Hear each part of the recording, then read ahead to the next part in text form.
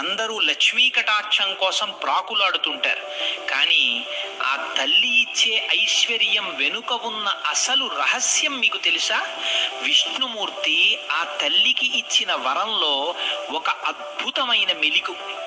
ఒకనాడు లక్ష్మీదేవి స్వామివారిని సేవించుకుంటూ, నేను కోరుకున్న వారికి ఎంతైనా ధనాన్ని ఇచ్చే అధికారం నాకు ప్రసాదించండి అని కోరింది.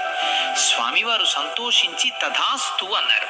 కానీ అక్కడ ఒక చిన్న నియమం పెట్టారు. లక్ష్మీదేవి ఎంత ఐశ్వర్యాన్ని ఇచ్చినా విష్ణుమూర్తి తలచుకుంటే దాన్ని మరుక్షణం వెనక్కి తీసుకోగలడు. ఇది గమనించిన సరస్వతీదేవి తనకు లక్ష్మి కంటే గొప్ప వరం కావాలని కోరింది.